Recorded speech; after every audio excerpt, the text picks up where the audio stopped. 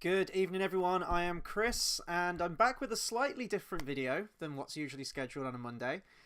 Normally around this time, we'd be doing our Disney retrospective. Unfortunately, things have kind of clashed this weekend, this week for it, so we're pushing Black Cauldron review to the following week, but I am going to fill the spot tonight because I wanted to go live. I wanted to kind of keep the schedule, but we're talking about something else fantasy related.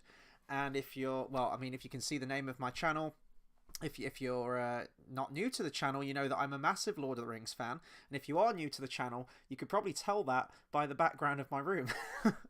But yeah, this is going to be something slightly different. It's been a while since I've done an unboxing video, and it's been a very long time since I did the last unboxing video for this particular challenge, virtual challenge. So this is a company called Conqueror, and they do a bunch of different virtual challenges. It's an app on your phone, and you basically just track any kind of exercise that you do, whether it's walking, running, rowing, even like workouts at the gym, anything in between. And you just log how many miles you've done, or distance, or there's like different tables that equates it, and it moves you along the map basically. And there's loads of different ones, and once you complete the challenge, they send you out these very, very nice, well-made medals for it. And there's ones that you can do from all across the world, like all famous landmarks. And then they've also started doing fictional ones as well, like The Lord of the Rings was the first one that they did. And then since then, they've done ones like Game of Thrones. They've done a Scooby-Doo one. They've done Looney Tunes ones. So they're really branching out. But obviously, I'm here for the Lord of the Rings ones. Now, I did an unboxing video for Medal 1, which was the Shire, which was really fun to do, actually. I'm going to talk about sort of my experience on this and how it's kind of been pushing me out of my comfort zone a little bit. But I want to get to the unboxing. So this is challenge number 2. You can't really see it, but the background image that I've got for this. There's 5 medals in total in the series for the Fellowship journey. So it goes all the way from Bag End in the Shire all the way to the final destination, which is Mordor. And it's really cool because you get like a little replica One Ring with the first medal, which is that one right there. If you're watching the video, the Shire one, you get a little One Ring at the back of the medal. And then when you get to the final challenge there, you could put the ring in the volcano and destroy it. Since then, they've done another 3 Lord of the Rings challenges as well, following the journey of the 3 hunters. Beginning at the death of Boromir at Amon Hen, and then bombing off to those 3 challenges. So I've still got a lot to do, and this challenge took me a long time, an incredibly long amount of time to do. The amount of time, because you can keep pushing back when your final data, it will say you've got 10 days to do this challenge. You can push it back to whenever. There's no like expiration date on it as far as I'm aware. But we're going to get to it now. So all I've done is literally unwrapped it out of the package that it was delivered in. We're going to get to the unboxing right now. So first off, just like the packaging itself, like I love this. So this is, as I said, medal number 2, the Fellowship. This covers the journey from, so it begins in Bree and it ends right at the doors of Durin, about to enter the Misty Mountains. So it's quite a long challenge, this one, and there's 2 versions that you can do for this challenge, for the Fellowship challenge. It's nice that they've actually differentiated the 2 on the actual packaging. I'm sure it is on the medal as well. So this is the long version of the challenge because I'm a complete glutton for punishment. So the distance on this particular challenge, it gives you 2 options that you can do. So there's a shorter version, which I guess matches more the speed and the distance that they travel in the movies, and then there's probably the more like book accurate version, which is the entire length and breadth of the journey. So the shorter challenge that you can do, which is recommended for people that are clocking their miles through running or walking, is 98 miles, or that works out to about 157k. Or there's the long version, which is this one that I did, which equates to 680 miles or 1094k, and that's recommended for people cycling. Now, people that are cycling, obviously they're going to accumulate miles a lot quicker than walking, but I wanted to do it properly. I wanted to go, no, you know what, the Fellowship walk the entire way, and that's exactly what I'm going to do. So I'm going to do the exact length, the full length of the book, the full length of the journey, and I'm going to do it by walking. With some exceptions when they're like, you know, rowing down the river, but we'll get onto that in a second. But anyway, yeah, so this beautiful front cover, right from the shot when they first make it out of Rivendell. And that's actually one of my favourite shots in the movie. Actually, there's so many great shots in that first movie, but that one's always kind of stayed with me. It's right when that Fellowship theme starts to build, and then, you know, you get the hero shot.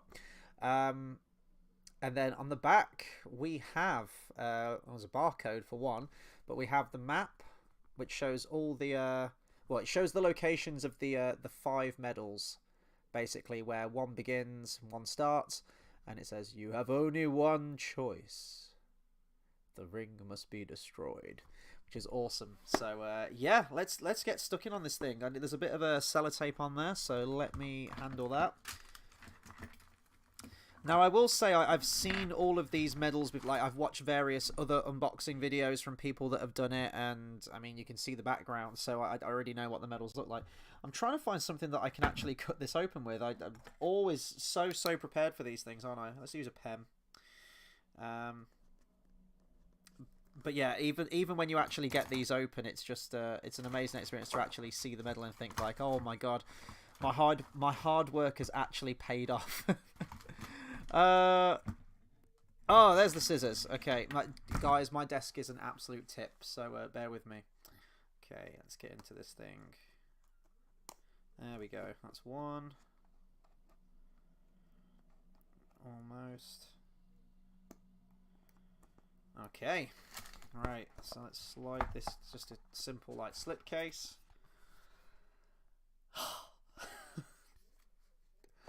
Oh my god. Look at it. Oh, I'm so happy. Okay, and here we go. Here's the medal. Beautiful design, sort of like the Elvish design. And we've got the Fellowship Virtual Challenge, and then in very tiny letters. I don't know if you guys will be able to see. Not very well because my camera's terrible. If I shine up to that. It says 680 miles basically, and then on this side here, right there, it says 1094k. Yeah, or even the lanyard as well. So if I lift this off, there's like a little bit of a sticky thing that just keeps the medal in place. But we've got that great picture right there at Weathertop of the Witch King holding his dagger approaching Frodo. That's cool. But let's actually get it out of this thing, because the lanyard itself is just, it is beautiful as well. It's like a total work of art. So let me just slip this through so I don't rip anything. Okay, so it says, I think this is just their slogan, the company's logo. So you got the company logo at the top, the Conqueror Virtual Challenges, and then it just says, make every mile count, which is pretty cool. And then on the flip side, we've got some ring script. Oh, hang on. Let me hold that up to the camera a little bit better so you guys can see. I actually don't know what that translates out to. I don't know if that is legitimately just the ring script from the movie, or if that is potentially the translation of make every mile count. I mean, it is 4 words, so if they've gone through the trouble of actually translating that into Elvish, that's awesome. I've never noticed that before. That might actually be on the other one too. And then here on the lanyard, you've got Frodo. I'm trying to not double it up so you guys can see it properly. There we go. We've got Frodo when he walks out onto the balcony after being restored to full health by the skill of Elrond. When he walks out onto the balcony, and we get that beautiful shot of Rivendell. So yeah, please as punch with this. And that's not everything. So okay, so the medal's kind of see-through-ish. I don't know if you guys can see. It's almost like a window. And then if you flip it on the other side, is this glow in the dark? Might be glow in the dark actually, this one. I'm really not sure. But on the flip side, you've got the ring wraiths. So you've got 3 ring wraiths, and then I really don't know how clearly you can see this. I think it is a glow in the dark one. But you've got the sort of the wraith form. Very faintly, sort of the 3 wraith forms, which is cool. Of the 3 ring wraiths right here, you can see them like the Twilight versions of them. Yeah, I don't think it's coming up on the picture very well on the camera, but yeah, that's the medal. 2 out of 5. I'm coming for the next one now. So, kind of my experience with this one. Unfortunately, I didn't find it as fun to do as the first challenge, and that's probably because I chose to do the longer version, which is, as I mentioned, designed for cycling, which I didn't do. I walked it. So this took a long time to do. A really long time to do. Now, if I was clocking every single... I chose not to clock my miles from... Say if I'm at work and I'm just walking around a little bit during the day. Yeah, I know the steps add up and I know the miles and, you know, the kilometers add up and everything like that. But I didn't feel right clocking my miles for this particular challenge that way. So, because I'm really busy now with work, if I go out on like an actual walk, it might only be like 1 or 2 days a week, weather depending. You know, I go to the gym, you know, I try and get to the gym 5 days a week, and I might do sort of like a 10-minute warm-up on the treadmill. But again, I wasn't clocking my miles from the treadmill. I wanted to do it from being out and about, whether it's just a walk to the gym or just a general walkabout where I live. Or, God willing, a hike, which I haven't been on in a long time because the weather has been absolutely shocking. And as I mentioned, 3 days now, I really only get Mondays off. So it's been difficult to find somewhere, you know, somewhere that isn't too far afield, but somewhere that's also quite scenic and you want to go there. So I haven't really been to any really nice hiking locations for this challenge. Now, when I did challenge 1, and maybe this because I was, you know, really enthusiastic about this brand new challenge and this virtual challenge that I'd never heard about and the medals look so nice, I was trying to take myself out to somewhere brand new and scenic every single week. And I've been to some wonderful places that I wouldn't have probably wanted to go to or felt the need to go to had I not been, you know, I've got to get this challenge done. And I was trying to match locations in our world as close visually to the ones that are on the map that I'm walking at the moment. So, hey, we got Seaworld Man, we got Carl. How you guys doing? Hope you're doing well. It feels good to be talking about something Lord of the Rings related again. It's been a while. The first challenge, for example, when they're going through the old forest, I was like, right, I need a forest to walk through. And I was trying to think, so I went to Sherwood Forest, and I'd never been before. It's a lot smaller than I actually thought Sherwood Forest would be. I was expecting just like a vast expanse of trees, but I did a couple of laps around it. And I just did that on a whim because I wanted it to match the woody, the foresty environment from what the Hobbits are walking through. And that might be really sad to do, but I wanted to try and make it as authentic as possible. I did the Malvern Hills end to end, and then did end to end again to get back to my car, which was horrendous. I think I walked about 30k that day, or 32k. I was absolutely dead to the world. That was actually the same day that I bought the Staff of Gandalf, so I'm always going to remember that. I had nothing left to give after this hike that I went on, but I commemorated it at the end by buying the Staff of Gandalf off someone who lived pretty close to near the Malvern Hills. It was like a 20-minute drive away from there, so I picked that up. So all these memories that I've got from just doing that first challenge and, you know, trying to make everything as authentic as possible. And then finishing off challenge 1. Challenge 1 ends when you get to Bree at the Prancing Pony. And I went to Moreton-on-the-Marsh. There's a pub there. And it's meant to be, there's a little plaque outside, and it's meant to be the pub that Tolkien himself went to and was inspired by to write the Prancing Pony in the book.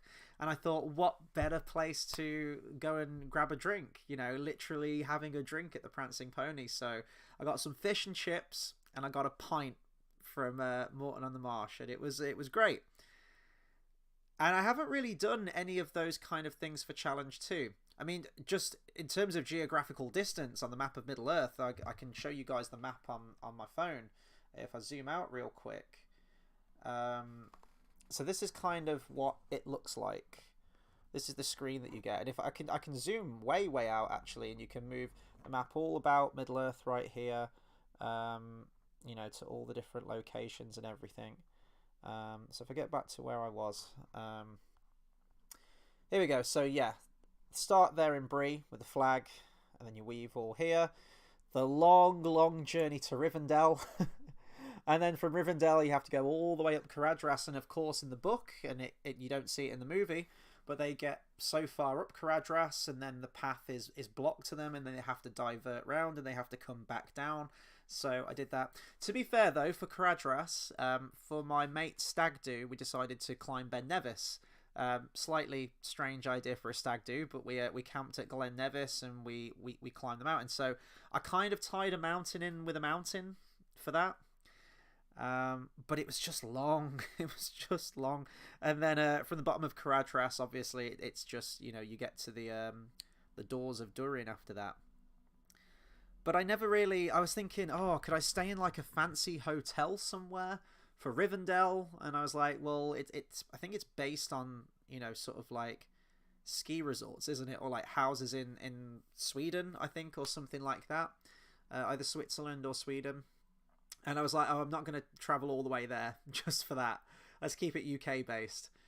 But I haven't really done anything. And most of my miles have come from just walking to the gym. So I feel a little bit guilty. And Challenge 2, not just the fact that it's been really long, it just doesn't have as special...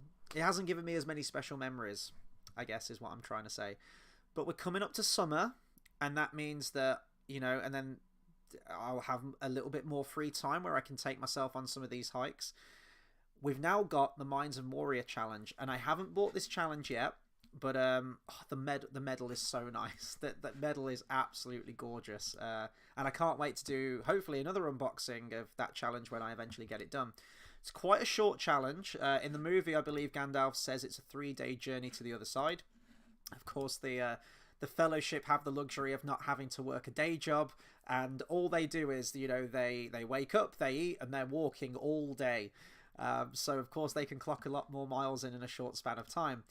The next challenge, the Mines of Moria, is 40 miles, which is about 64k, so not all that long. And I have actually thought of something really wonderful that I'd love to do for it. Now, I'm not going to be able to clock in all the miles from what I've got in mind, but I think it would be a good way to kickstart it.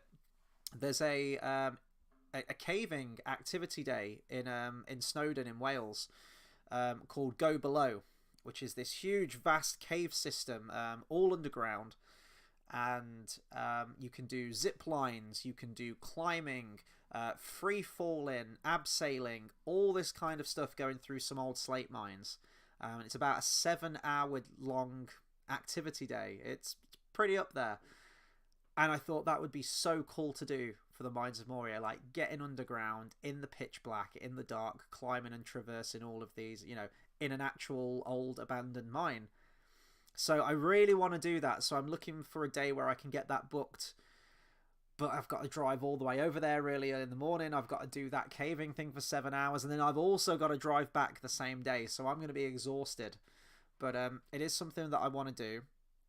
It's quite pricey. I think it's about 120 quid to book on for this thing. And then, of course, there's fuel to get to Wales and back. And then food and all of that stuff. But I really want to do it. So when I know when I can get booked onto that thing, I'm going to book on for that Mines of Moria challenge as well. I'm going to keep my phone in my pocket. I'm going to clock my miles.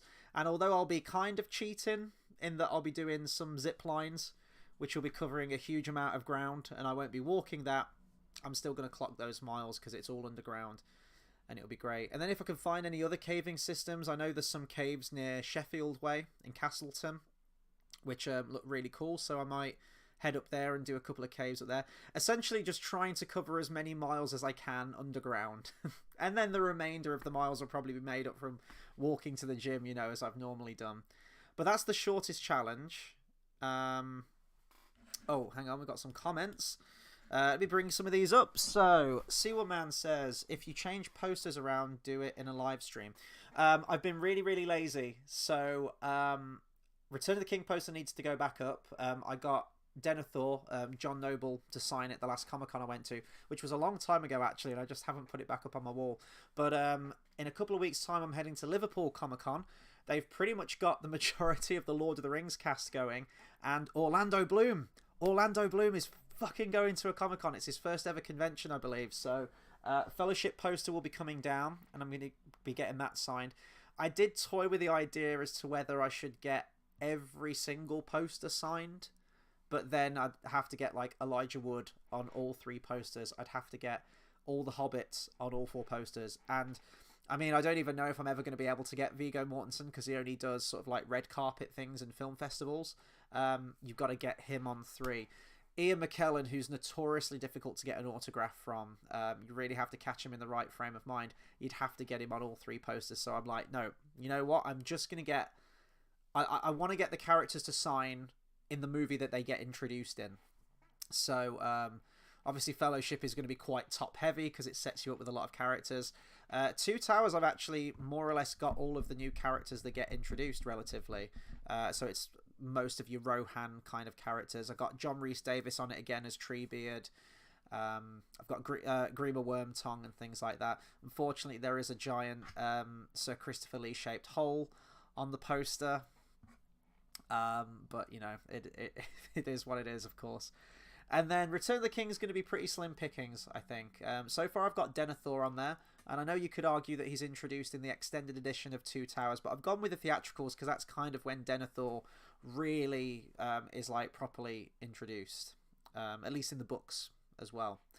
So he's my only signature currently on the Return of the King poster. But hopefully, if you know, what's his name? Is it Lawrence Macau or whatever his name is, who plays Gothmog and the Witch King? I could get him to sign that. If the Mouth of Sauron decides to ever do a convention, the guy from Mad Max, then I could get him on there. There'd be the King of the Dead as well. So there's a few characters that I could get from Return of the King, but it wouldn't be anything too strenuous. I did actually see that Ian McKellen is doing a theatre show for a stint for about a week or so in July in Birmingham. So I'm going to try and take myself along some nights, and fingers crossed, if I catch him in a good mood, hopefully waiting outside stage door at the end to even just get one signature. You know, I'm not going to take all my posters. I'm not going to be that guy, but it would mean the absolute world to me if I could get an autograph from Ian McKellen. Even if I just shoot to try and get the entire Fellowship on the poster. And, you know, with getting Orlando Bloom, if I do somehow manage to get Ian McKellen as well, then I only need 2 signatures. Now, unfortunately, those 2 are really hard to get. You've got Viggo Mortensen, who I said only does film festivals and things like that, and then Sean Bean, who is pretty much a recluse and doesn't do the convention scene, and yeah, would be damn near impossible to get. There's people like Liv Tyler and Kate Blanchett and Hugo Weaving, and I'm not really holding my breath to ever get those. That again, Kate Blanchett would be either private sendings, which I don't do because I don't trust them, or it would be film festivals again and red carpets, I think. Carl says, why not stay over in Wales for a night? I could do. That is something I could do. Really, my only 2 free days a week are sort of Sunday afternoon, sort of like Sunday mid-afternoon, and Mondays. They're the only 2 days that I get off. So essentially, like, I'd have to drive over there on the Sunday, which I could do. I could sleep and stay there on the Sunday. Then I'd have to go and do the activity day, but I'd still have to drive back right afterwards after I've done that activity day is the only thing. Because it starts quite early in the morning, and then I have work on Tuesday through to Saturday, so yeah, it's just trying to fit it in. But I do need to just, you know, that's what days off are for, right? That's when you can go and explore and go to all these wonderful places. But SeaWorld Man says, I don't think I can handle free falling. Yeah, so what it is, it's basically like a controlled descent. They hook you up to this this winch kind of thing, and then you have to hold on to it, and then you just jump off. Well, I think it's like pitch black. I think it's just like a blind jump. You have to jump off this little cliff edge type thing, and then you're free falling, and then it just slows you down right before the end. But for the initial first part of the drop, you are pretty much free falling. But I'm hoping it gives me a bit of practice, because I'm not good with heights. Okay, a weird thing. Okay, I'm not okay with heights in the fact that if I go to like a shopping centre and I go to like the first or second floor of the shopping centre and I look over the balcony, I get really bad vertigo, and the heights like really fuck me up. And I never used to be like that, and I feel like, I don't know if that's something as you get older you kind of develop more. I don't know if you have like a stronger sense of mortality or something like that. You're not as courageous, you're not as adventurous as you were when you were younger, so things kind of fuck you up a little bit more, but I get like that. However, climbing Ben Nevis, and I've done this both times, and any like mountain that I climb or whatever, I can literally stand on the very, very edge, the absolute edge, and look right, right down into the abyss and out into the distance, and it doesn't faze me at all. And I don't know if it's because it almost feels like you're on a postcard. When you're on top of a mountain, everything's like completely surreal. You can't quite comprehend the sort of like the beauty of the surroundings that you're looking at, and that you're a part of it, and that you're on that mountain. And you know what I mean? It doesn't feel as definitive as like, oh shit, if I fall off this balcony in this shopping center and hit that marble floor, that's going to really hurt. I can't describe it. I don't know why I'm like that, but if I go to somewhere scenic, I'm fine. If I go to somewhere that's not, even walking over like a motorway bridge and looking over the edge at the car, it really messes with my mind. But I don't get that way when I'm on a hike, so I'm hoping that I'll be absolutely fine doing a free fall jump, because I did want to kind of get the practice in, because one thing that I really want to do, and I've kind of got my heart about set on doing it this year, but if it doesn't materialize this year, definitely next year, I really want to do the GoldenEye bungee jump in Switzerland, off the Conqueror Dam. And I've been watching loads of videos on it, and it looks truly fucking terrifying, even on the video, let alone being up there and staring off. But I'm hoping if I can do like a tiny little free fall in a cave, I can kind of get a sense of what a bungee jump might be like. So I don't know, fingers crossed. But I've always thought that, if you're going to do a bungee jump, if I'm going to ever do a bungee jump, it may as well be the one from GoldenEye, because, film nerd, James Bond fan, relatively new James Bond fan in the grand scheme of things, but I am a James Bond fan, and it would be awesome to do. It would be really, really cool to do. Seaward Man says no bungee. Maybe you're right, because you always see these horror stories, don't you? Like the fucking bungee cord snapped, or they forgot to hook that extra carabiner. So yeah, I don't know. Your mind always goes to the 0.11% chance, doesn't it? But yeah, it's like when you order something off Amazon and it's nothing but 5-star reviews, 5-star reviews, 5-star reviews. You always look for that 1-star review. It puts you off entirely, even if all the others are like 5-star. Seaward Man says trying to make this over 2 hours. No. I've got shit to do tonight. I need to do some keyboard practice tonight, so I'm going to be signing off in just a second. This was just I wanted to still get a Monday video out to you guys. As I say, we'll be back to normal next week. Keeping on trucking with the Disney reviews. Black Cauldron, I've already watched it. I've been reading up about it. There's a load of deleted scenes from there, which it's a very interesting behind the scenes one. So I think it's going to be one of our best discussions yet. Actually, we're both really enthusiastic about talking about it, but as I say, our schedules kind of didn't marry up for tonight, unfortunately, but they will next week, and we'll be back at it. Carl says, I want to get a Lost poster and get it signed by the main cast. That would be awesome. I know exactly which poster as well, and you'll probably know which one I'm talking about. I don't know if it's the season 6 poster, but you see all of their silhouettes. They're like stood way, way up high on like a ridge line, and you've got like all their silhouettes. And could you imagine just like getting it signed, like each one all the way along? That would be amazing. Actually, a lot of the Lost cast have been to conventions that I've been to before, and I'm kind of regretting not starting it sooner. I actually thought they might get more of them at conventions this year, because as we mentioned in, was it the last stream or whichever stream that I did, I think it was the Dune one, wasn't it? It's the 20th anniversary this year, and that's huge. Like, why isn't there like a big 20th anniversary Lost thing? And maybe they will at some of these conventions, but I haven't heard anything yet. But the actors that I've seen at conventions, Desmond, Claire, Kate, because Evangeline Lilly did one, Boone, I think Shannon, Jacob. Is that it? I swear there's been more. I remember there being more in my head. I think there's been a few more as well. But yeah, because I was kind of like ticking them all off in my head, thinking like, oh shit, I could have started a poster. It's kind of like Indiana Jones as well. There was a beautiful Indiana Jones trilogy. I don't know if it was a poster or if it was like a canvas, but it looked gorgeous. It was like that kind of Drew Struzan design, but it was all three combined in one like beautiful collage. And you know, like Spielberg does signings at red carpets, so you could get him, John Rhys Davis, Elsa Schneider, is it Jonathan Glover? That's his name, isn't it? Yeah, there's him. Did Short Round ever do a signing? I feel like he did. I don't know if it was a private one. I feel like I've seen that before. But anyway, my point is, like, they had so many that you could get signed. And I thought, shit, like, I probably could have started an Indiana Jones one, which would have been awesome. But then, you know, Harrison Ford, you're never going to get the main one. And then Sean Connery has unfortunately passed away. You're never going to get him. And then I kind of... Karen Allen as well. She did a convention. That's what I was thinking. So you could have got a lot of them. You could have got, like, you know, at least dented it a little bit. But it's an expensive hobby. It really is. And I used to go crazy for it.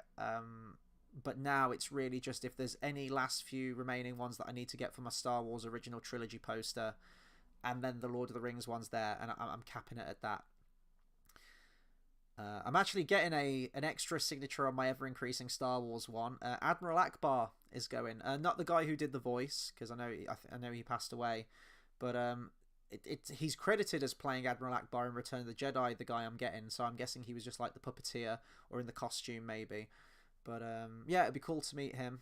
So yeah, if there's any sort of like the last few on my Star Wars poster, I'll always get them. But it's not many now. It's mainly sort of like the side characters. I mean, obviously, I still need Harrison Ford. I still need Frank Oz. And I still need James Earl Jones. But you ain't ever going to get them. So, yeah. Oh, sorry. I missed a comment from Seawa Man. He says, getting PS5 or sticking with PS4? I think I'm sticking with PS4. I really don't get much time to game now. In fact, I have been gaming the last couple of weeks. But that's just because I had like a little bit of time off. And I've been playing through Kingdom Hearts Chain of Memories, which I was actually really enjoying once I was kind of getting my head around like the card system a little bit. Like, it's not great, but I haven't played through that one, so it was nice going back to a Kingdom Hearts game. And it was nice to just take like a couple of hours and just go, I'm just going to game. I'm not going to worry about music practice or what needs to be done and this and that, because it was getting me down, because that's pretty much what my whole week looks like. So it was nice just taking a couple of hours and go like, no, these couple of hours are for me, and I'm just going to play this video game a little bit. But I don't game all that much, and I've got so many games saved on my system that I haven't even played yet that are on the back burner. I've probably got enough games to tide me over until PS7. I've got Red Dead Redemption 2, which I only got halfway through, and then I kind of got overwhelmed by it. I've got all the Kingdom Hearts games, which I need to go through. I've got the BioShock trilogy. I've got the original like Spider-Man game, like the Sony Spider-Man game. What else do I have? I have the Crash Bandicoot 2 and 3. I've got a couple of the older Assassin's Creed games, which I still haven't gone through yet. I feel like I had another game saved on there as well. Oh, there's all the side quests on God of War Ragnarok, which I still haven't done, plus the DLC that came out, Valhalla. God of War is probably like my favourite game series of all time, so the fact that I haven't done everything in that game, collected everything, done all the side quests, all the DLC, or seen everything that it has to offer really kind of like hurts me inside, so I need to get back to that as well at some point. I've got Shadow of the Colossus I want to try and get the trophy on. Yeah, I've got a lot. There's a lot of games on there, and I just don't have the time to game anymore, unfortunately, so... But they're there. They're there on my system. They're downloaded. They're ready to go. So I think I'm going to be sticking with the PS4 until, yeah, for a long time. There's not really any games, to be honest, on PS5 that I'm fussed about. Or I'm not really keeping track of it now. Let's see. Carl Roberts says, doubt I'll ever get Matthew Fox. Well, never say never, because, I mean, what is he doing? I seem to remember him doing like one film after Lost, and that was it. He was like this tattooed kind of like skinhead looking kind of character, if memory serves. I can't remember what the film was called. I never watched it, but I just remember him playing in a film after Lost. But yeah, he never really took off, did he? So it would be cool if they did something like that. I definitely think if they did some kind of like reunion thing. The only ever Lost con I've ever seen takes place in Hawaii. Well, that makes sense, yeah. Trip to Hawaii, maybe? Save the pennies, you never know. You got to do it for Lost, man. You got to do it. Kurt the Gamer says, never heard of Lord of the Rings Virtual Challenges. Kurt the Gamer also says, only Middle-earth games I've played are the 2003 Hobbit video game. That's fantastic, by the way. I've only ever played like a little bit of it, but I've watched some Let's Plays of it, and it's quite accurate to the book. I really enjoy it, which was my intro to Tolkien and Lego Lord of the Rings. Now, that is a fantastic fucking game. No, it might have been one of the Lego Batmans, actually. I was going to say, wasn't Lego Lord of the Rings the first game to have the actual voices in, like from the movie audio? I don't know, there's kind of a little bit of a charm to the old Lego games that didn't have the dialogue in, and they had to kind of work around it. It was still one of my favourite bits is in Lego Star Wars 2, where they do the I Am Your Father scene from Empire Strikes Back, and Vader, the characters couldn't talk at this point, and Vader pulls out a Polaroid photograph of himself and Padme when Padme was pregnant, and he's like, and I just remember losing it at that scene. I thought that was really funny how they did that.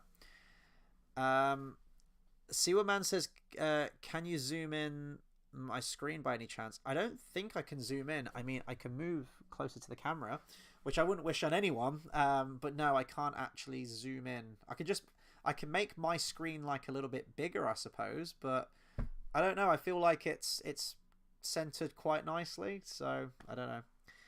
Kurt the Gamer says Lego Batman 2 was the first with actual dialogue. Oh, okay, yeah. I couldn't remember if it was Lord of the Rings or one of the Batman ones. Lego Batman 2 was fun, though. Actually, that was a good one. I think the Lego games got a bit oversaturated at one point, though, didn't they? They got a bit overstated, I think. But they were fun back in the day. The Lord of the Rings one was great. It was a really fun free roam game. Still waiting on a free roam Lord of the Rings game. I'm not talking about Lord of the Rings Online, but sort of like a Skyrim, Elder Scrolls kind of one. I know Ardacraft are working on recreating Middle-earth in Minecraft, which, if you guys haven't seen any of their videos, Ardacraft, they're painstakingly, I think it's like a 1/58 scale of Middle-earth. Their predicted end time is going to be like 2035 or something. It's ridiculous. But it looks incredible, and that'll be like free roam around like a Minecraft Middle-earth.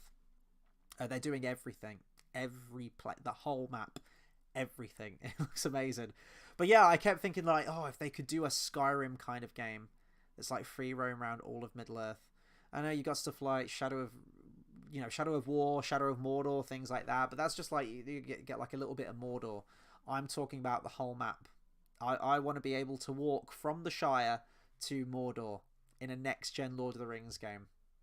I'd love that. That'd be great. The Gamer says, but since Lego Batman games were original stories, Lego Lord of the Rings was the first one to use movie dialogue. Got you. Okay. So I was half right on both of them then, I guess. He says, I never purchased Lego The Hobbit because I refused to pay for an incomplete game. If I got in a box of used games, I'd probably play it, but I won't buy it on its own. Yeah, that's really strange, that. And I've always been thinking about that, why they stopped at the 2. And the only way that I can kind of rationalize it in my head was The Hobbit was always meant to be 2 films, right? It was meant to be like a part 1 and part 2 kind of situation. It was meant to be an unexpected journey and then there and back again. So I'm wondering, once they locked that in, that The Hobbit was going to be 2 films, that, you know, the games and the licensing and things like that, if they went, right, okay, we've got to make a game that's 2 films. That's what we're licensed to. That's what we're contracted to. And then when the decision was made at the 11th hour to extend it into a trilogy, and then all of a sudden we had a Battle of the Five Armies movie, maybe the licensing, they couldn't do anything about that. Maybe they couldn't go, oh shit, yeah, no, we've got to squeeze an extra one in there now. Maybe they were capped at making 2. So, and that's the 2 that we got in the game. We got An Unexpected Journey and we got Desolation of Smaug, but we never got Battle of the Five Armies. I heard maybe there were talks of doing it as DLC, but then I don't think it particularly sold well. So yeah, it's an incomplete game, which is a shame. But I've had this conversation with JX Editor before. Usually in a Lego game, I know there's some wiggle room with some of the newer ones, but back in the day in the Star Wars ones, you got 6 levels per film, right? And I was trying to think which 6 levels you would have in a Battle of the Five Armies game. So level 1 would obviously be the burning of Lake Town and taking down Smaug. That would be level 1. I want to say level 2 would be fighting Sauron with the White Council at Dol Guldur. Level 3, and this is where it gets a bit iffy. I'm going to have to jump around a little bit here. So the 6th level would have to be fighting Azog on the ice, like a boss battle, I guess. That would be your 6th level. So we need 3 more levels. 3 more levels? Yeah, 3, 4, and 5. I don't know. You'd have like an initial Battle of the 5 Armies one, but the problem is the battle goes on for so fucking long. Like, I guess you'd have like Ravenhill, or maybe Ravenhill crossed with Azog boss battle, so that could be your level 6. Shit, yeah, I don't know. You'd probably have a level where Bilbo has to smuggle the Arkenstone out and get it to the Elven camp, perhaps. That could be another level. Probably not a very exciting level. But yeah, I always wondered, like, what would your 6 levels be? Maybe with the extended edition, you could have the chariot ride, the goat chariot thing down the ice with Balin and Dwalin as wargs are coming after you and trolls are coming after you. That could be like an entertaining level to do. I mean, it felt like a fucking video game anyway in the final movie, so I'm sure it would translate quite well. But yeah. Kurt the Gamer says that's some rule that they have where they won't make Lego games of R-rated movies, even though Battle of the 5 Armies is only PG-13. In the theatrical release, I guess there being an R-rated cut was a great area. Well, I mean, you could... They made Lego... Oh, Lego Batman was fictional, though, wasn't it? Yeah, it wasn't based off 1989. It used the Danny Elfman music, though. Okay, yeah, no, that doesn't count, because I was going to say, because Batman 89 is a 15, isn't it? Well, I think it's been recertified now as a 12A, PG-13. Because of co-op, I assume Legolas would be the second player during the final fight of Azog. Yeah, you'd have Legolas fighting Bolg, and you'd have Thorin fighting Azog, wouldn't you, at the end? So I think it would translate quite well in a video game, actually, now I'm saying this, because the whole film feels very video game-like, which isn't a praise against the film in any way, shape, or form. But it would be praise for a video game. Yeah, it'd be the in-between levels. It's because the whole film is a battle scene. And I'm trying to think, okay, so level 1 is Smaug. That's fine. That's easy. White Council would be number 2. Then your third one is really just Bilbo stealing the Arkenstone and you know using it as bargaining with Thranduil and Bard. So I guess that would be your level 3. Maybe you'd have to sneak past Thorin, who's like looking for the Arkenstone, and you've got it's like a stealth mission or something. And then maybe you've got to like smash a bunch of things up to create like a rope that you can abseil down the walls with, and then you've got to get to the Elven camp without them seeing you. Maybe you can put on the ring, but you can only use it for a certain amount of time before it corrupts you. I'm not sure. And then it's really just the battle all kicks off, isn't it? With the twirly whirlies in the extended edition. Christ almighty, that film's got problems.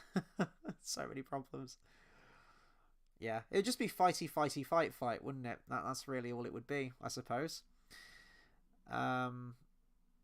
Probably some building something with Lego pieces for building the weird giant bow thing. Oh, yes, yeah, that's a good point, actually. Yeah, they could do that. It's weird how the Wind Lance never made a comeback, isn't it?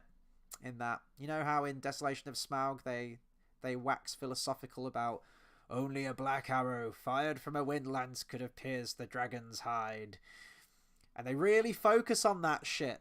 And you're thinking like, oh, Bard's going to assume the same place that he did for Girion, his ancestor, and he's going to be on that same fucking, ballista cannon bolt thing, and he's gonna shoot it down. And then they never reference that again in the third movie at all. It's not even like they're on fire. Like he's looking at it like the wind lance. That's it. Sorry. Yeah, the wind lance never gets mentioned again. It's fucking Chekhov's wind lance. You'd think that if they weren't going to use the wind lance, then there would have at least been a shot where Smaug, like, Bard's making his way towards the wind lance, and then Smaug clocks it, and then like with a whip of his tail, he fucking like destroys the wind lance or something, or sets it all ablaze, sets it on fire so Bard can't get up there, and then he has to improvise, and that's when you get the bit where he uses the bow. There's loads of things they could have done, but it's just weird how they spend so much time on this fucking wind lance, and then never gets spoken about again. Granted, though, the Windlance was at Dale, and Dale got destroyed. So maybe Lake Town just didn't have one. But even then, it just... Oh no! What am I talking about? No, the Dwarvish Windlands. They do. No, there is one. There is one in Lake Town. What am I talking about? Yeah, Thorin sees it, doesn't he? He looks out the window and goes, "A Dwarvish Windlands." You look as if you've seen a ghost. He has. Yeah, and then Barling goes into the flashback. Yeah, no, I take back everything I said. Yeah, what the fuck? Why wasn't that in the movie?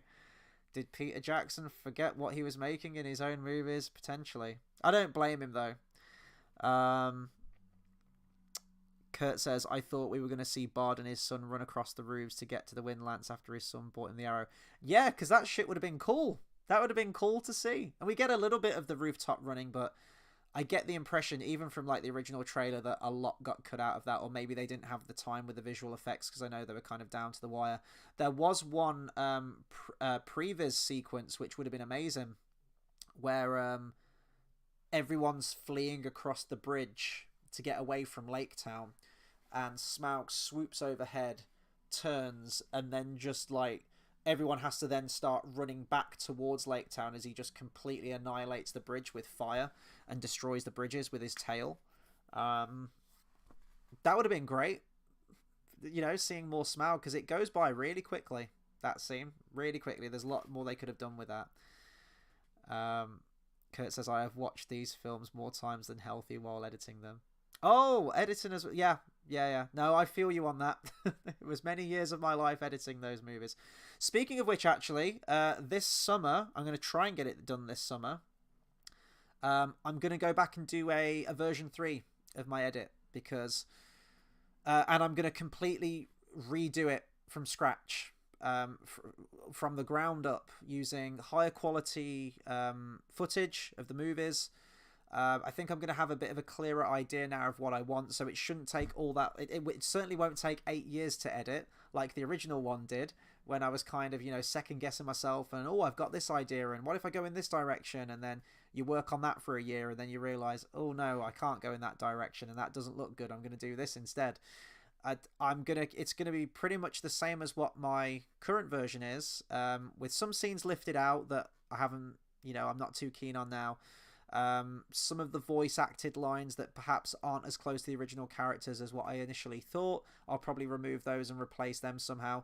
But also AI has come so far. Like, AI wasn't like really a thing when I was editing them initially. This is really something that's only come in the last few years. So there are voice algorithms now where you can do AI voices. There's you know, deep fakes and things like that, which again were very, very new towards the tail end of when I was editing the project. So there's a lot more available now. Oh, Kurt says, I bought the facsimile of the first edition of the Hobbit book about a week ago. So cool seeing what the book was originally like. I really need to buy that. And actually, you know what? The real talk, like the other night, I've been watching loads of videos on people's Tolkien book collections. And I've been thinking, and I'm actually re-listening to Phil Dragash's audiobook of The Lord of the Rings again now. They've just left Bree, and they're going through the Midgewater marshes. That's where they've just got to Weathertop. That's where I'm at the moment, and I'm loving it. And it's, you know, every now and then I'm like, I need to buy more of these. Or you see those beautiful like illustrated deluxe versions in the coloured spines and the slipcases. Even just to have in a collection, I'd really like it. And you mentioned in that facsimile version, that was something that I was actually really wanting to buy, because although The Hobbit's my favourite book, I've never actually read the original first edition version of it. I know that the changes, and I know what was altered in the, you know, the subsequent versions, but I've never actually read it beginning to end to see how it flows. I know most of the changes come from the Riddles in the Dark chapter. I think, in fact, most of the changes are exclusively from that chapter. But I also believe, aren't the elves called gnomes? I don't know if that was in the facsimile version or if that was a really, really old idea of Tolkien's which still got changed. But I was under the impression that the elves weren't called elves and they were called gnomes. But I mean, if you've been reading it, then maybe you can correct me on that. Well, you've just answered my question. Thank you. It says it has Elrond talking about the swords of the elves that are now called gnomes. That's so cool. I think the final edition is an improvement, but most of the changes aside from the Gollum chapter are very minor. Yeah, that's what I imagine. But even just to have, it's a beautiful front cover. It's a really beautiful edition. So, you know what? You might have inspired me tonight. After I'm all said and done on this, I might jump on Amazon and I might pick me up a copy. I think the time is now, because unfortunately, I'd get up and show you, but I think it's all the way over there. My edition of The Hobbit, my much beloved version and incredibly well read version of The Hobbit, has completely fallen apart. The front cover is ripped. All the pages are like a stained yellow. It's like all dog-eared and all battered and bruised. And you know what? I kind of love that, because it shows that it's a well-loved book. It's been read cover to cover more times than I care to remember. And I love it. But I need to buy a new version, because that's completely destroyed. I'm still going to keep that. I'm probably going to have to like sellotape the front cover or get some kind of glue, like PVA glue or something, and just stick the cover down on it. And hopefully it withstands another few readings. But I'm never going to get rid of that book, because it's too sentimental to me. That was sort of like the first ever Tolkien book that I got, and that really made me fall in love with the books and the extended lore from it. But I do need another version that I can just read. So I'll probably pick up two versions. I'll probably pick up the facsimile, and then you know those ones that are like the black covers, and then on the spine they've got kind of like the gold. Like if you buy that, they're all kind of from a line. Like if you buy all of them, they all have that kind of like oval shape with like different colors. I think Fellowship of the Ring's got like a yellow one. I think Two Towers has got a red one, and then there's the green one. These ones. Sorry, what am I talking about? These ones. So Unfinished Tales, you got like orange, and then Children of Hurin, you've got blue. Those are actually really nice.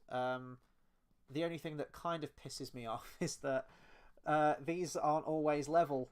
It's like the OCD. Guys, what are you doing? Get your shit together. Just make all of those line up. Yeah.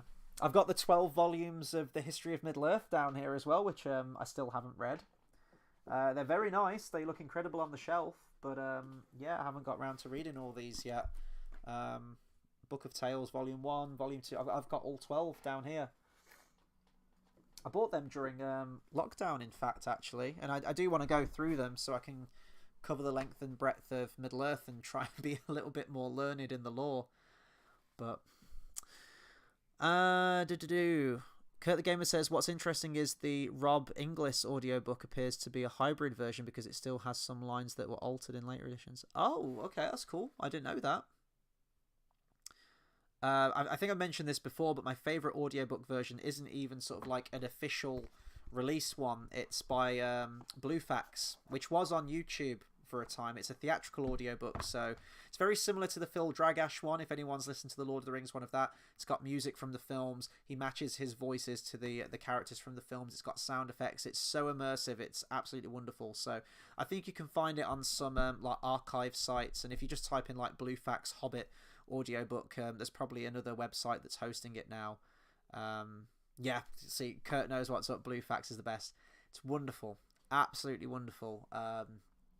And I was going to go through that one again before listening to the Lord of the Rings, but the Hobbit I kind of know from cover to cover, but the Lord of the Rings I've still got a lot of learning to do.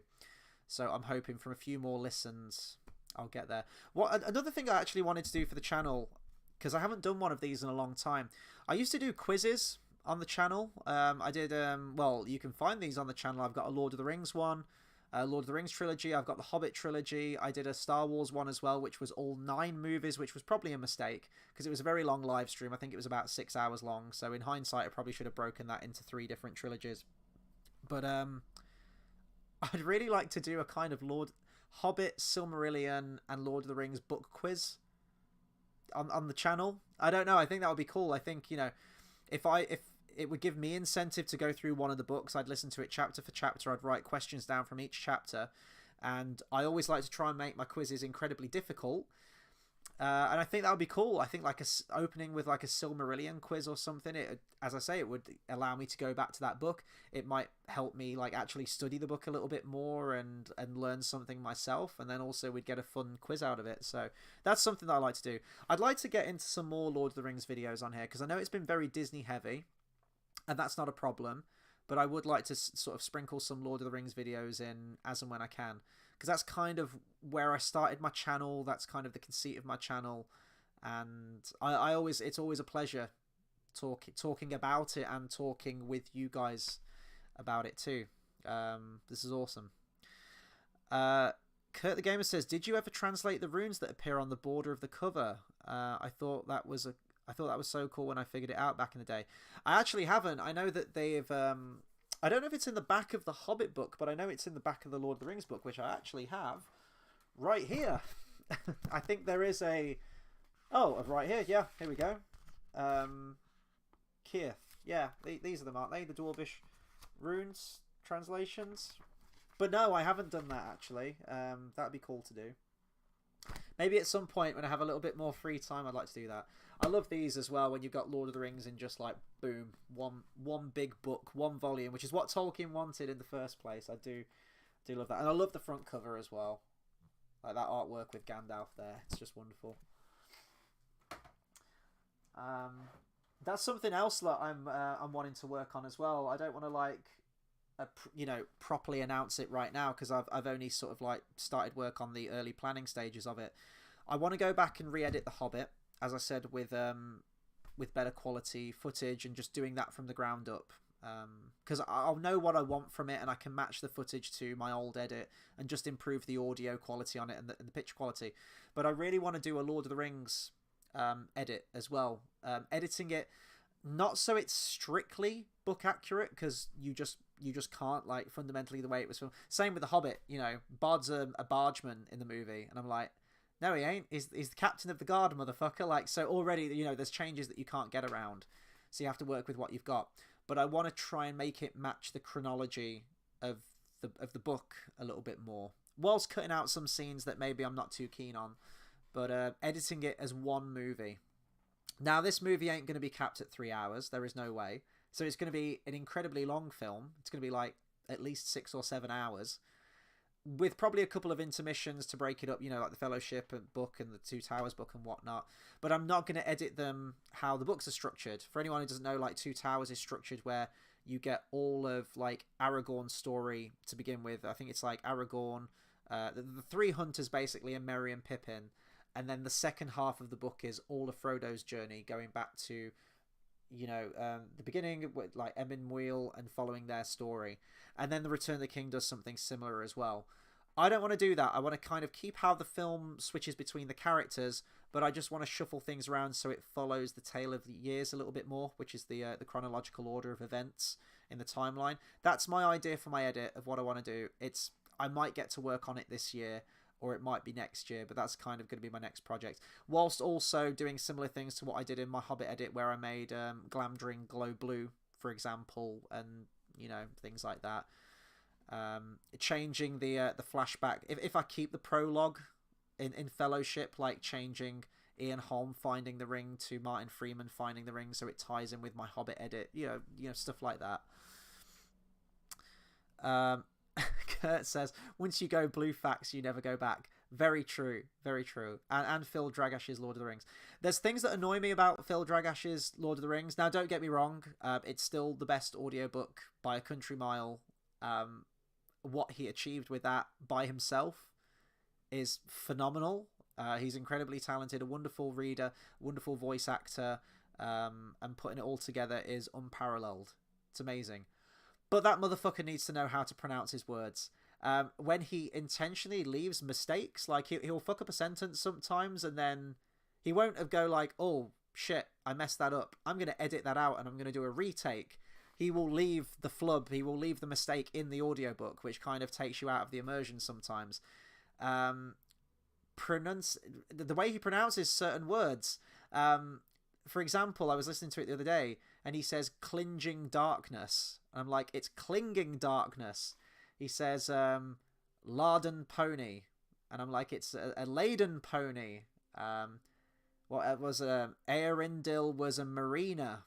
I'm like, no, he wasn't. He was a fucking mariner. He says bows instead of boughs when he's talking about trees, and it pisses me off when I'm listening to it. I'm just like, oh. He says things like chasm instead of chasm. I'm like, do you even read, my guy? Hello? So so stuff like that annoys me, and it takes me out a little bit, and I just don't know why he didn't, proofread his shit or go back and, check it in the edit. But that aside, it's fantastic. It's very good, and it's the one that I always listen to, so the positives definitely outweigh the negatives.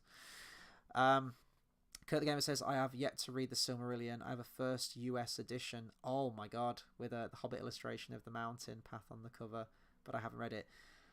If you love The Lord of the Rings, you clearly do. You're clearly a Middle-earth fan. The Silmarillion is phenomenal. And I'm going to say it, I might even like it more than the Lord of the Rings book. Very, very hot take. Very, very controversial. Completely written in a different way. It's written... Well, it's basically the Bible. You'll know what it is anyway, but it's basically written as a Lord of the Rings Bible, and it's written in very lofty dialogue. But it's so mythical and biblical in scope, and just really high fantasy and epic, and the things that Tolkien can convey in a single sentence, like he doesn't go into like mad detail in terms of, usually like when there's like a war or a battle, he doesn't go into like exhaustive detail in it. He kind of gives you the broad strokes, but he uses very poetic prose, and he can just hit you with a sentence and your imagination takes you there, because you're imagining this like epic, high scale, high fantasy battle. The stuff like, I don't want to spoil it, but the stuff with there's a dragon in it called Ancalagon the Black, who's like the biggest dragon that ever lived. And he ain't even in the book all that often, but like the sentences, like your imagination, it's just, his body levels 3 mountains. And you're like, holy fuck, like this dragon can like crush 3 mountains. It's that huge. Yeah, it's great with stuff like that. So definitely give it a go. Definitely give it a go. Kurt says, I think the rune key in the back of Lord of the Rings is a different assignment of runes. I figured out the Hobbit ones by figuring out the proper alphabet by comparing the map rune translations. Oh, that's really clever. Yeah, no, that's cool. I'd like to see the Lord of the Rings movies theatrical versions with a few of the very best extended edition scenes. And yeah, that's kind of my idea, really. One thing I want to get your opinion on, Fellowship of the Ring opening at the Shire. Do you prefer Bilbo giving the narration, or do you prefer Gandalf giving the narration from the theatrical? Kurt says, I still cringe a bit at my reading of The Wonderful Wizard of Oz where I pronounced Solder the way it was spelt. Fair enough. Yeah, there was a project I really wanted to do take a stab at doing a Silmarillion audiobook, kind of following in the same veins as Phil Dragash, Lord of the Rings, and Blue Fax with The Hobbit, but the issue is they're both very talented voice actors, and I'm really not.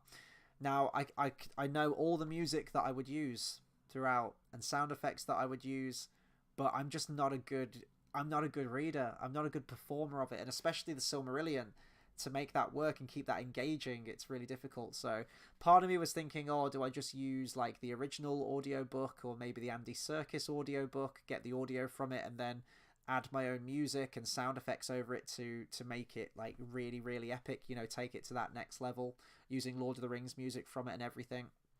Part of me was thinking, do I just try and throw it into an AI? In universe, the Silmarillion, I believe, is the translated works of Bilbo Baggins when he was staying in Rivendell, and he just read through all the books of the wise and the elder, and he transcribed all of them, and that's meant to be in universe what the Silmarillion is, I believe. So I was going to try and find like an Ian Holm voice generator AI and just run the whole Silmarillion book through that like it's Bilbo reciting it. The issue is with AI, you don't really get inflections in the dialogue, and when something's exciting, you don't hear that in the voice. It all kind of stays at a very monotone level, and that would be the issue of using something with AI. So yeah, maybe I should just leave that for the voice actors out there. But I had ideas for this during lockdown. I wanted this to be my lockdown project, and I was listening to the Silmarillion, I was loving it, and I thought, we've got this wonderful Blue Fax Hobbit audiobook. We've got this wonderful Lord of the Rings audiobook, and we don't have one for the Silmarillion. You know, we've got some Silmarillion audiobooks. We don't have any like theatrical ones. It would be very difficult to do. There's so many different voices. I think actually, when I was doing my research for it, I went through the book and I was noting down every single speaking character in there.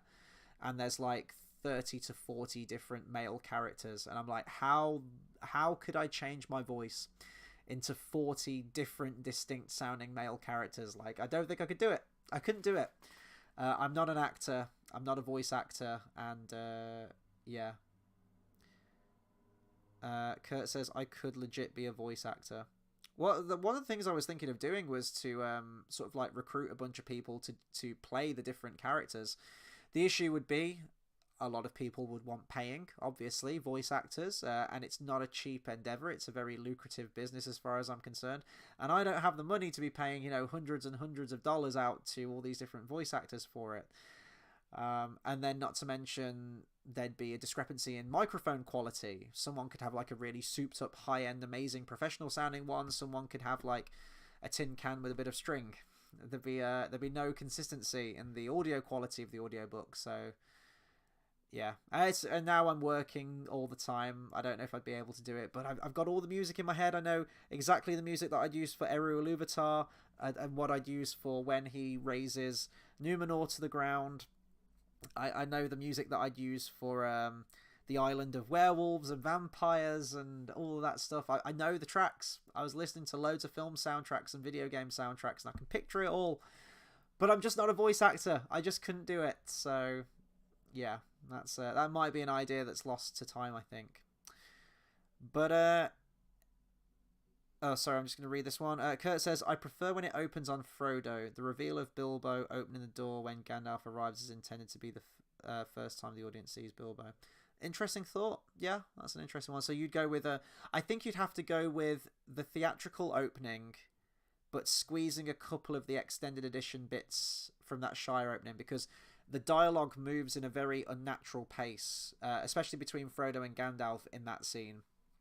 So I think you'd have to like pace it out a little bit with the extended edition just to break it up a little bit, and then you'd have to like match the audio and the music and whatnot. It'll be a nightmare, but that's kind of my idea, because I really like when Gandalf, you know, well, what can I tell you? Life has carried on the same much as it has this past age, everyone full of their own comings and goings, and I really like Gandalf delivering those lines. Don't get me wrong, like I'm so used to the extended editions now. Like I love Bilbo doing it as well. Ian Holm's wonderful, but there's something special about Gandalf giving those lines. I think there's what news of the outside world? Tell me everything. Everything? Far too curious for a hobbit. Most unnatural. That line's not in the extended edition. It's a really nice exchange. It shows how enthusiastic Frodo is, and you know. But yeah. There's some things that I do like about the theatrical. If I was going to give one thing that I prefer about the theatrical from each movie, the first film, I've kind of got two. I really like the theatrical opening in the Shire, for scenes like that I talk about. But I also kind of agree with them removing the scene, although it's from the book, the scene where in the extended edition you have the Fellowship talking to Haldir right before they go to Caras Galadhon. And you've got like the old design of Legolas in the original costume, and they haven't quite got the wig right on Gimli, and a lot of that footage is reused later on in the Fountain of Galadriel. There's something that's just always kind of off about that scene. So I actually kind of like the theatrical version where they just go straight to Caras Galadhon. The Two Towers, things that I prefer about the theatrical over the extended. Again, it's been ages since I've watched the theatrical.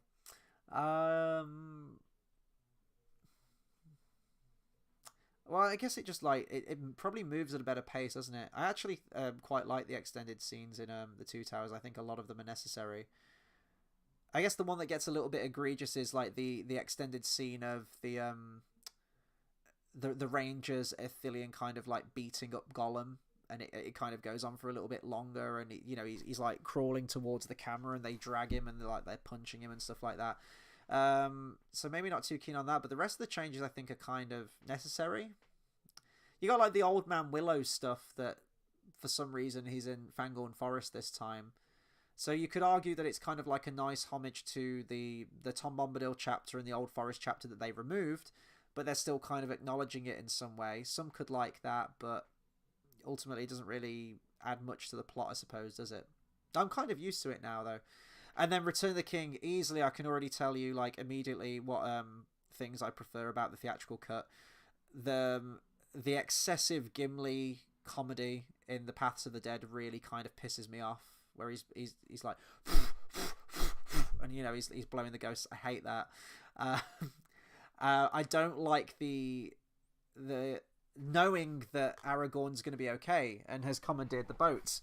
In the theatrical version, where you have them go into the Paths of the Dead, he makes the offer to the King of the Dead, and he says, what say you? And then it cuts, and we don't get the resolution to that. We don't know. And then later on, you see the ships show up, and then when Aragorn, Legolas, and Gimli jump off that ship, it's like, oh, they're here, this is great. In the extended edition, when you know they've commandeered the boats, when those boats show up at the end, you're just like, oh, here they are, Aragorn, Legolas, and Gimli, like, they're here. And it completely diminishes the effects of that. Not to mention the completely over-the-top skull avalanche, which, why? Like, I'm not keen on that. Everything else, though, I think is completely warranted and completely necessary in the extended edition. With maybe exception to the drinking game's fun, like the drinking game between Gimli and Legolas. But if you're looking at The Hobbit as well, it doesn't really make any sense because, Legolas seems like he's never touched alcohol before in his life. He's like, so it's a drinking game. I feel something, a slight tingling in my fingers. It's like the first time he's ever had a drink. But what about the elves getting drunk in The Hobbit? Like the barrels out of Bond scene, and they're getting drunk off the wine. I can't remember what wine it is, but they're getting drunk. So yeah, that's clearly a thing that elves do. They party, they frolic, they drink, they get drunk, they get merry. And then so it kind of doesn't make sense with that Legolas doesn't know what alcohol is and isn't used to drinking. So I don't know. Maybe that's just me. Maybe I'm reading too much into that. Kurt says, that's the reason I generally don't like the LibriVox full cast reading. So much clash. Yeah. LibriVox, sorry. Yeah, that'd be the issue, but I'd want different voices for the characters, unless, I don't think I could change my voice that much. And how do you do a voice for Morgoth as well? This is an actor's job. This is what I'm saying. Like, actors have this mindset where they can get into a mind of a character. Because I'm thinking Morgoth as like a fallen angel kind of character, and I'm thinking, well, he shouldn't sound like Dr. Claw from Inspector Gadget. He shouldn't be like, I'll get you next time, Eru Iluvatar. Like, he shouldn't sound like that, because that's just, like, too generically evil.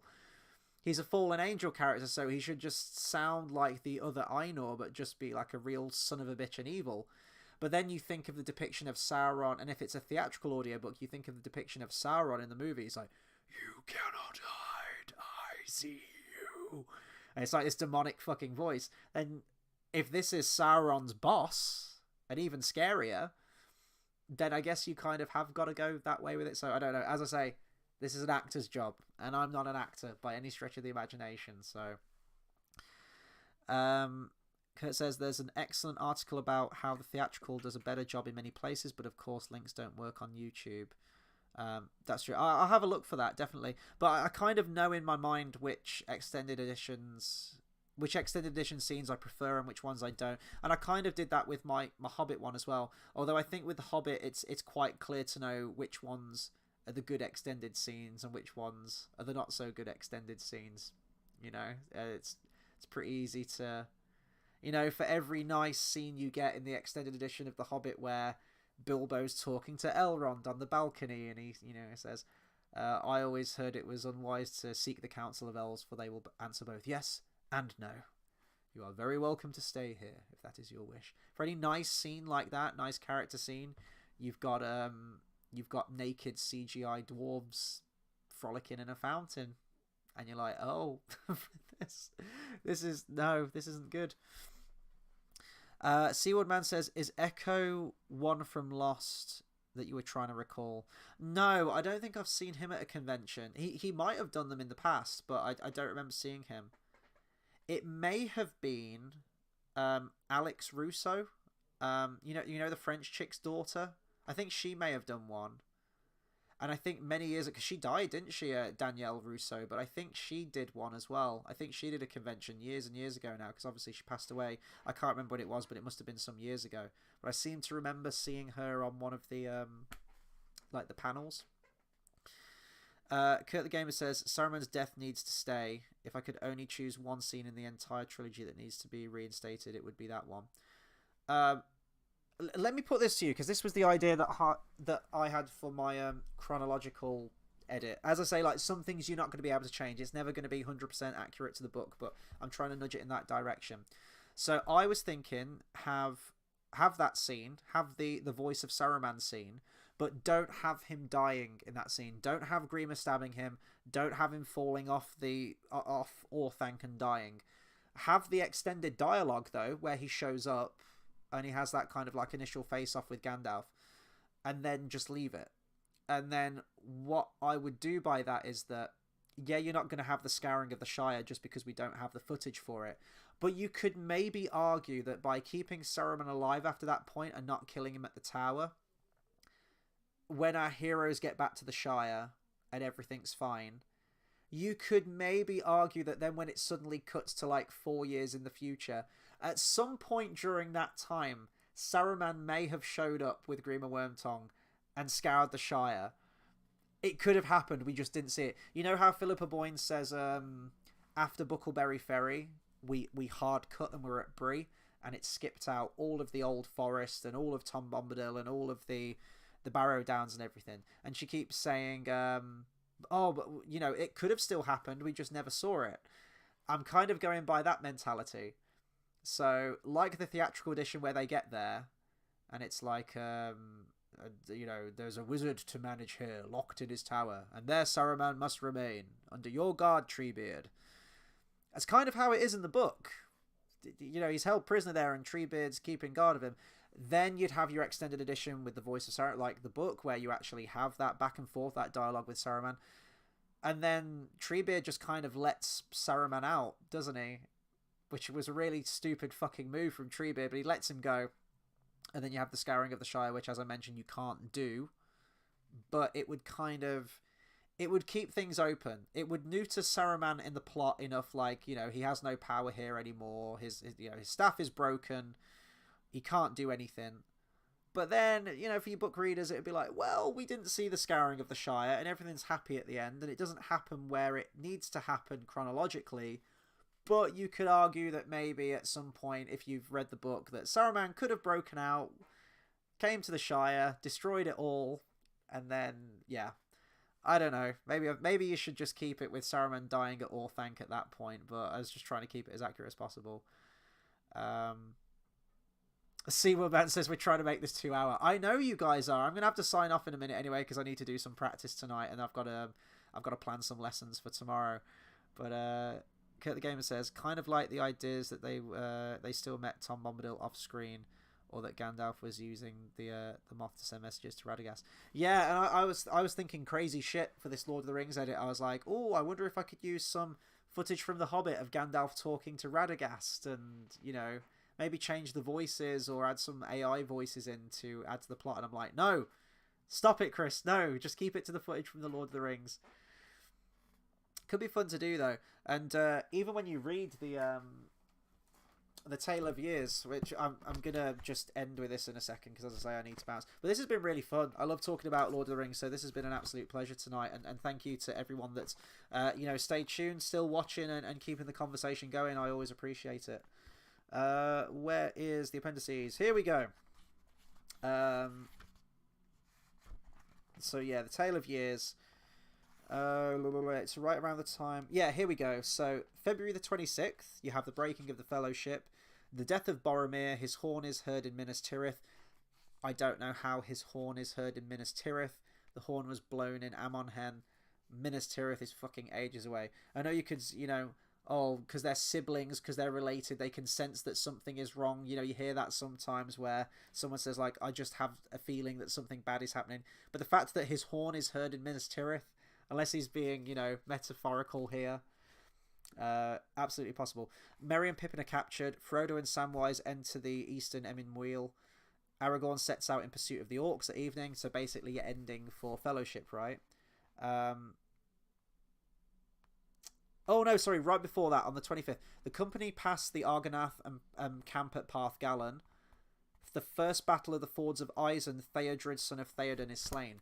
And I looked at that and I thought, oh, I wonder, so if I'm doing like a chronological edit, could you have them passing the Argonath, have the scene where Aragorn's like, we'll leave the boats here, you know, a labyrinth of razor-sharp rocks, and after that, it gets even better. You have that scene, and then you just randomly cut to Éomer finding the body of Theodred from the extended edition of Two Towers.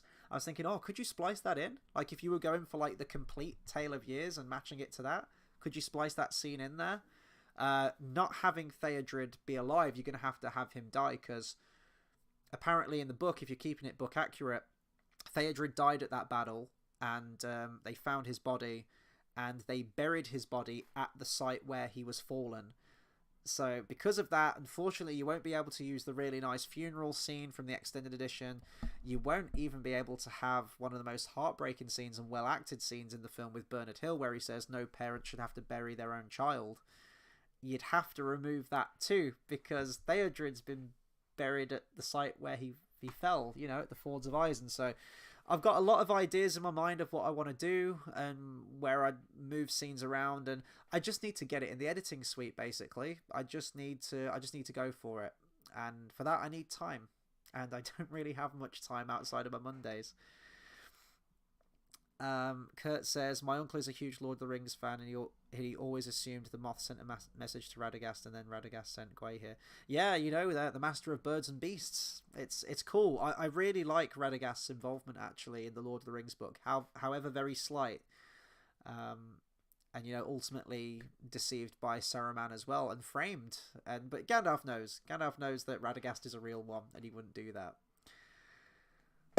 Right, guys, we're coming up to, we've just gone past an hour and 20, so I think I'm going to round it off here. So this was my, do you remember the original point of this video? This was my unboxing of the second medal, so I'm 2 for 2 at the moment, and it's up there, so it's going to join its brother, medal number 1, and I need to get booking this cave exploring thing at Go Below. I need to get that booked in at some point, so I can get that done, and I can get Challenge 3 started, and we can get all of these nice medals. The one that I'm terrified of the most is this one right here. You can only kind of barely see it. The Eye of Sauron. It's even longer than Challenge 2, and Challenge 2 took me well over a year to do. And yeah, in terms of like matching distances and matching things from the book, the one thing that I'm really nervous about with the Eye of Sauron medal is that, of course, you have them after Lothlorien. They get on the river, don't they? They get on the Great River. And I think I checked this. They row for 326 miles. Now, I can't swim. I was having swim lessons because what my goal was, and sadly, I don't think I'll get it done before I get round to that medal. There still might be hope.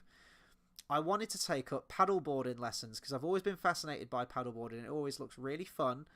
And I thought, wouldn't it be cool if I could accumulate those same miles? It would take a very, very fucking long time. I'd have to probably like just devote like a month to just doing nothing but rowing. But getting out somewhere, getting on some open water and doing paddleboarding and just setting like my miles on my phone and just going for it. Being like Moana and just and paddleboarding around and getting the miles in that way. But most paddleboarding lessons I see, you have to be able to swim a minimum distance of 60 meters, which I can't do. So I thought, right, okay, I'll have swim lessons. And I was having swim lessons and I was getting there. And then my swim teacher just kind of like stopped doing swim lessons. I guess it's the effect I have on people, you know. So I'm like, okay, if I can't get out on the open water, but again, that would be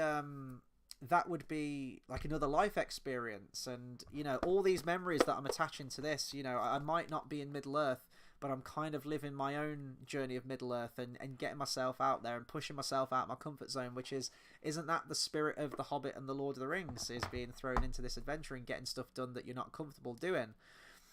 But if I can't get to paddleboarding, because as I say, like my limit, I get Mondays free, guys, that's it, that's all I get.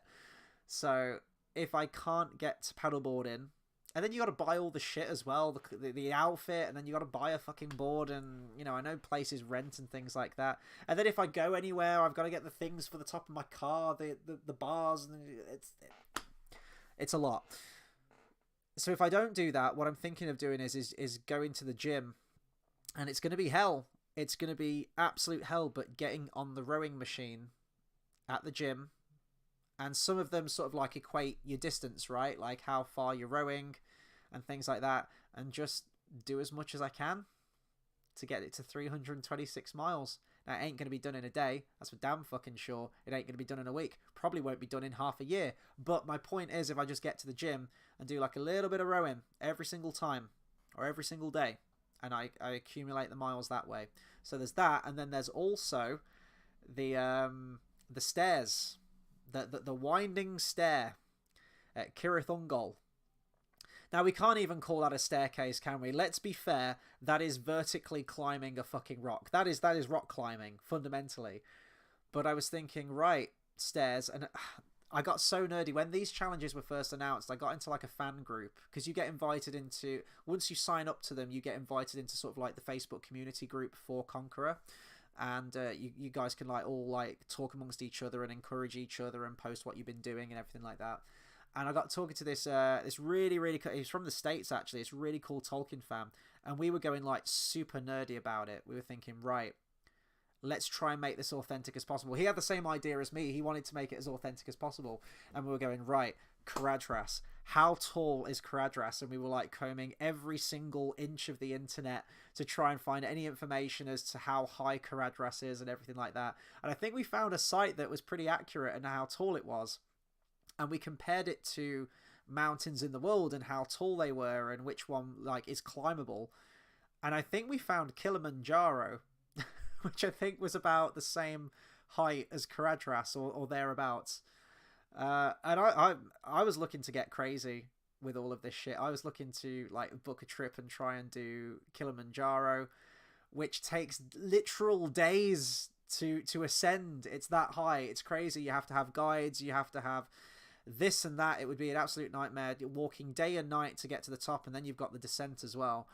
And I was thinking, oh my god, could I do it? Could I do it for Caradhras? And I didn't. I did Ben Nevis, which is still the tallest mountain in the UK. So there is that.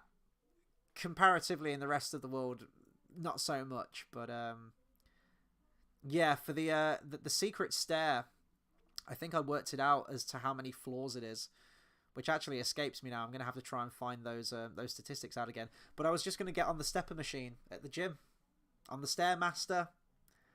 My quads and glutes are going to be burning.